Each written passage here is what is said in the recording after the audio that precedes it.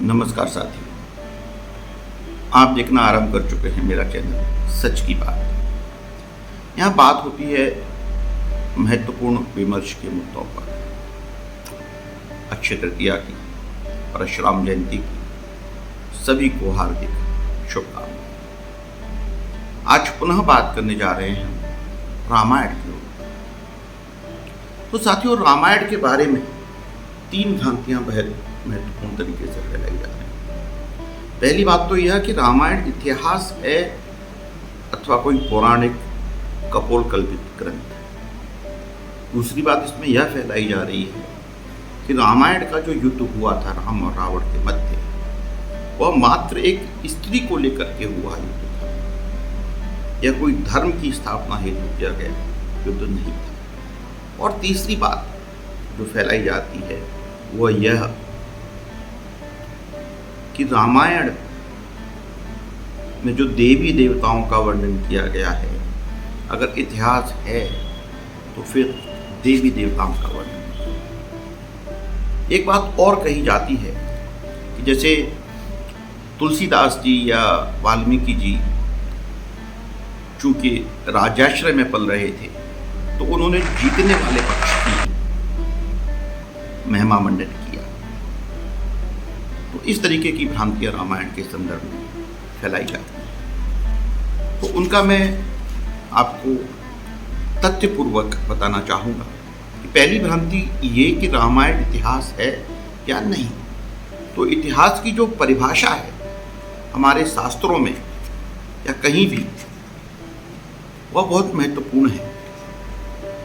उससे अगर हम देखें तो मैं श्लोक जो दिया गया है हमारे ग्रंथों में इतिहास के संदर्भ में, वह बताना चाहूँगा कि धर्म अर्थ काम मोक्षाणाम उपदेशे समन्वितम पूर्ववृत्तम कथायुक्तम इतिहासम प्रचक्षेता।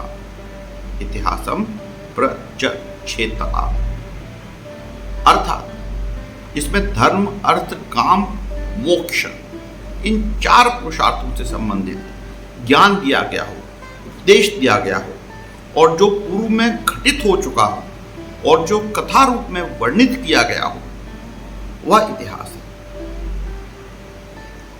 आधुनिक इतिहास की परिभाषा देखी जाए तो उसमें भी कहा गया है कि इतिहास निरंतरता और परिवर्तन के तत्वों का अध्ययन है।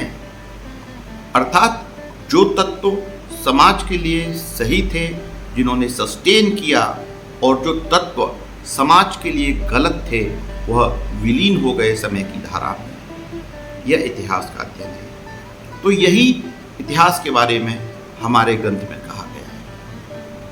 तो रामायण की घटना, रामायण का जो पूरा महाकाव्य है, वह धर्म अर्थ काम मोक्ष कैसे व्यक्ति प्राप्त कर सके उसके लिए उपदेश देता है, कथा रूप में कहा गया है। और निश्चित बात है कि पहले घटित हो चुका है।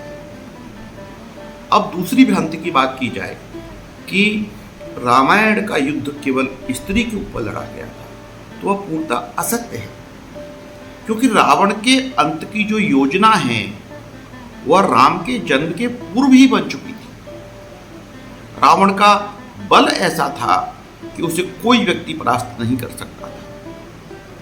उसके बारे में रावण के बल के संदर्भ में कहा गया है कि नैनम सूर्य प्रतिपते पार्श्वे वातिन मारुतः चलोर्विमाली तम दृष्टवा समुद्रो अपि न कंपते। अर्थात सूर्य के ताप से उसको कोई फर्क नहीं पड़ता, हवा उसे उड़ा नहीं सकती, समुद्र भी उसके सामने शांत हो जाता है, चंचल समुद्र भी उसके सामने शांत हो जाता है। इतना प्राकृतिक शक्तियों पर उसका अधिकार था। लेकिन वर मांगते समय ब्रह्मा से रावण ने गलती कर दी कि वह मनुष्य के द्वारा मारा जा सकता है। उसने मनुष्य से इम्यूनिटी प्राप्त नहीं की। इसीलिए विष्णु जी को, भगवान विष्णु को मनुष्य रूप में अवतार लेना पड़ा। यह एक कथा है, लेकिन वाल्मीकि रामायण हमें सिखाती है कि एक मनुष्य ने अर्थात एक मानव श्री राम ने अपनी तपश्चर्या के बल पर, अपनी मेहनत के बल पर, अपने गुणों और शौर्य के बल पर वह दर्जा हासिल कर लिया था, वह ताकत हासिल कर ली थी कि वह रावण का वध करने में समर्थ हो पाए। इससे सिद्ध होता है कि एक मानव कुछ भी कर सकता है। एक पत्थर तो तबीयत से उछालो यार, यह वही बात है। ये दूसरी बात, तो स्त्री के लिए युद्ध नहीं लड़ा गया था, यह युद्ध धर्म स्थापना के लिए लड़ा गया था। यह बिल्कुल निश्चित बात है। अब बात करते हैं चारण परंपरा की। तो जैसा मैंने अपने पिछले वीडियो में बताया था कि उस समय की जो राजनीतिक व्यवस्था थी, जो भौगोलिक व्यवस्था थी, वह थी राजधानी, महाजनपद, जनपद, नगर, कृषि भूमि, और ऋषियों के आश्रम जो हुआ करते थे वह कृषि भूमि के बाहर वनों में हुआ करते थे। उन्हें किसी तरीके का राजाश्रय नहीं मिलता था, ना वो राजा की प्रशंसा करने के लिए बाध्य थे, वह स्वतंत्र थे। पर दरबार में बैठने वाले कवि नहीं थे, जैसा मध्यकाल में मुगल और राजपूत राजाओं के काल में हुआ करता था, जिन्हें चारण कवि कहा जाता था। वो चारण नहीं थे, वो महर्षि थे, ब्रह्मज्ञानी थे, त्रिकालदर्शी थे। इसीलिए यह कल्पना या यह नैरेटिव भी पूर्णतः असत्य है कि रामायण में केवल जीतने वाले पक्ष का महिमा मंडन किया गया है। रामायण में रावण का भी महिमा मंडन किया गया है। जो श्लोक इससे पहले मैंने आपको पढ़ के सुनाया, नैनम सूर्य पृथ्वी पार्श्वे वातिनः मरुतः चलोरिमालितं दृष्ट्वा समुद्रो अपि न कंपते। यह रावण की शक्तियों का बखान कर रहा है। तो हारने वाले पक्ष को अगर शक्ति संपन्न बताया जा रहा है तो मैं कैसे कह सकते हैं कि यह केवल जीतने वाले पक्ष की बात रख रहे हैं। इसीलिए मेरा आप सभी आर्य बंधुओं से, सभी सनातनी बंधुओं से निवेदन है कि झूठे नैरेटिव में ना फंसे, अपने शास्त्रों की तरफ जाएं, मूल संस्कृत की तरफ जाएं। संस्कृत ना पढ़ सकते हैं तो उनके हिंदी अनुवाद पढ़ें और अपनी संस्कृति की रक्षा के लिए सन्नद्ध हों, आबद्ध हों, प्रतिबद्ध हों।